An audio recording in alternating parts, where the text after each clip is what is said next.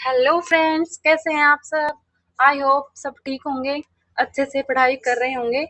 हम D triple S B की series में हमारे 2 टॉपिक कंप्लीट हो चुके हैं। First is introduction to host parasite relationship and second one is epidemiology of disease. आज का हमारा टॉपिक है रिकेट्सिया। आज के टॉपिक में हम पढ़ेंगे इसके ओरिजिन के बारे में, इसके करेक्टर के बारे में, इसके सब ग्रुप्स के बारे में और इसके डिजीज और वेक्टर्स के बारे में। रिकेट्सिया, इसका जो नाम है रिकेट्सिया, एक साइंटिस्ट के ऊपर पड़ा था जिसका नाम था होवर्ड टेलर रिकेट्स। जो ये साइंटिस्ट हैं, ये स्टडी करे थे रॉकी माउंटेन स्पॉटेड फीवर की। तो उसी इन जब इसने इसकी स्टडी की थी तो यहाँ पर इसको ये बैक्टीरिया मिला था, तो इसी वजह से इस बैक्टीरिया का नाम रिकेट्सिया पड़ गया। रिकेट्सिया, अगर इसकी फाइलम की बात हम करते हैं तो इसके फाइलम का नाम होता है प्रोटोबैक्टीरिया। ये एक टाइप का बैक्टीरिया ही होता है, ये ग्राम नेगेटिव बैक्टीरिया है रिकेट्सिया की बात करें अगर हम। और इसकी क्लास की बात करते हैं तो इसकी क्लास होती है अल्फा प्रोटोबैक्टीरिया, ऑर्डर रिकेट्सियस, इसकी फैमिली रिकेट्सियासी।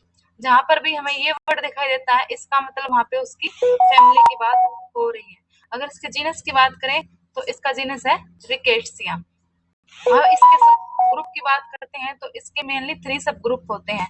एक टाइपस फीवर ग्रुप होता है, एक स्पॉटेड फीवर ग्रुप और एक स्कर्ब टाइपस ग्रुप।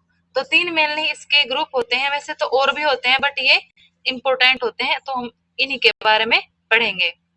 अगर इसकी कैरेक्टरिस्टिक्स की बात करते हैं हम रिकेट्सिया की, तो क्या क्या है। सबसे पहले तो ग्राम नेगेटिव बैक्टीरिया है। बैक्टीरिया 2 टाइप के हैं, एक तो ग्राम नेगेटिव, एक होता है ग्राम पॉजिटिव। तो हमारा रिकेट्सिया है वो याद रखना है ग्राम नेगेटिव। यहाँ से क्वेश्चन हमारा आता है कि रिकेट्सिया वो किस टाइप का बैक्टीरिया, तो याद रखना है ये हमारा ग्राम नेगेटिव बैक्टीरिया है। ये एक पैरासाइट है, ठीक है, यानी कि इसको अपने जीवन जीने के लिए किसी होस्ट की जरूरत पड़ती है। तो ये क्या है, एक पैरासाइट है। ये पैथोजेनिक है, यानी कि इससे क्या हो सकता है, ये डिजीज कोज करने वाला है, इससे डिजीज हो सकती है, पैथोजेनिक है।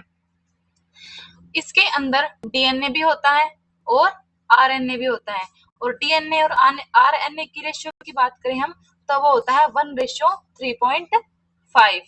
कितना होता है, 1:3.5। या फिर इसको हम कह सकते हैं कि 10:।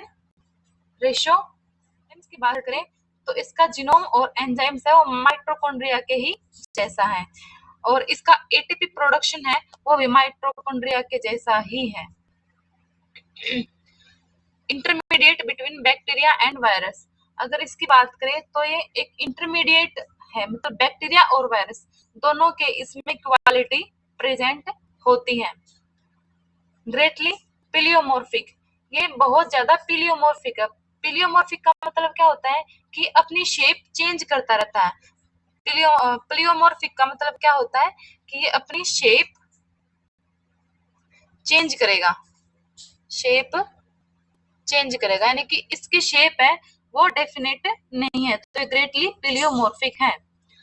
नेक्स्ट कैरेक्टरिस्टिक्स की बात करें तो ये जिंदा रह सकता है 32 टू 37 डिग्री सेल्सियस रेंज में।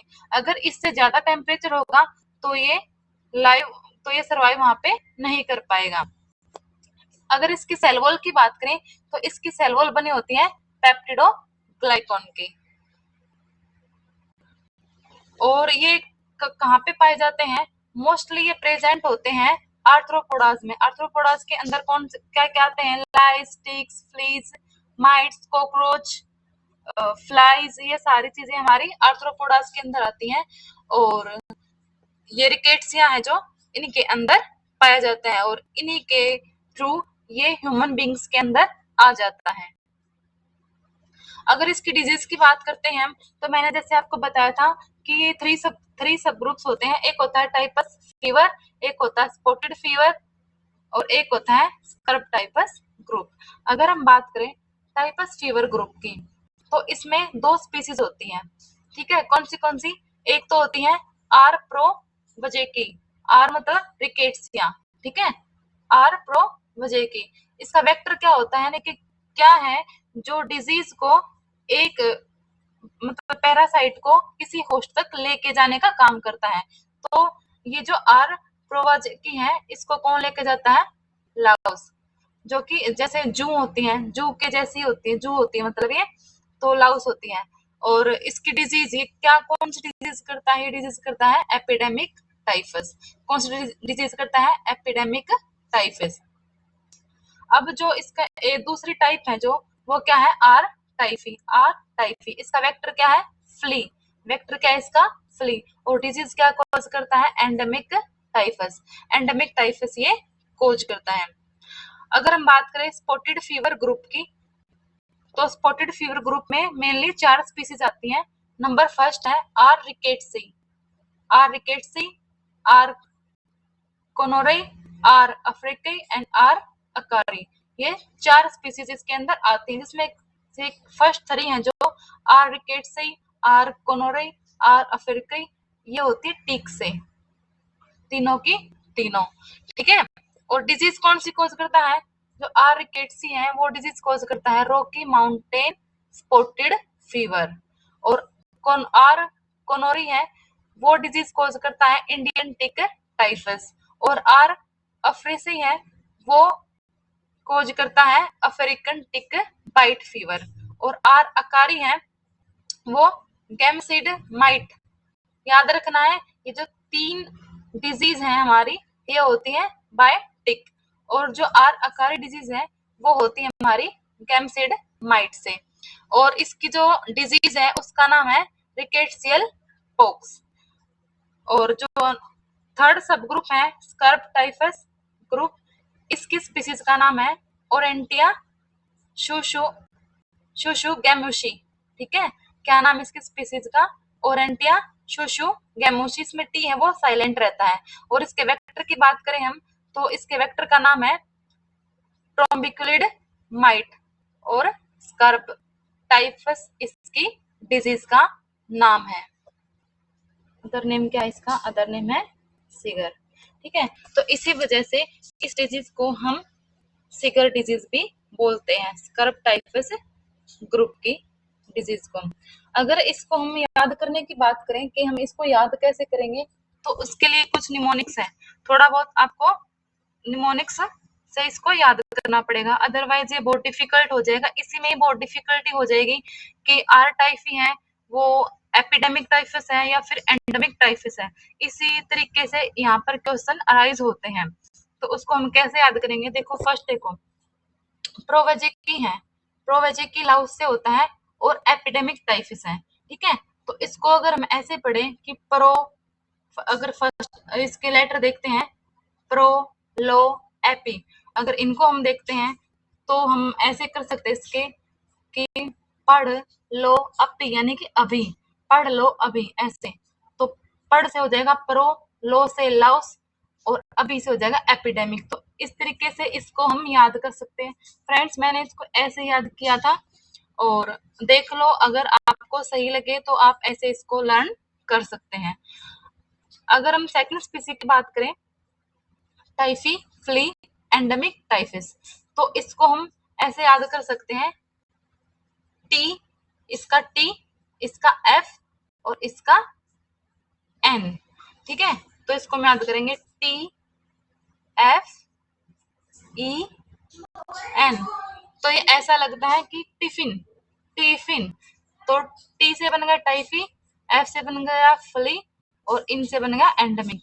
तो हमें ये दोनों अच्छे से याद हो जाएंगे और हम इसमें पजल अब नहीं होंगे। ठीक है, इसी तरीके से हम जो स्पॉटेड फीवर ग्रुप है इसको भी याद कर सकते हैं। देखो फ्रेंड्स, यहाँ पे आर आर आर, ठीक है, तीनों में ये आया हुआ है, तो तीनों होते हैं टी टी टी, यानी कि टिक टिक टिक से।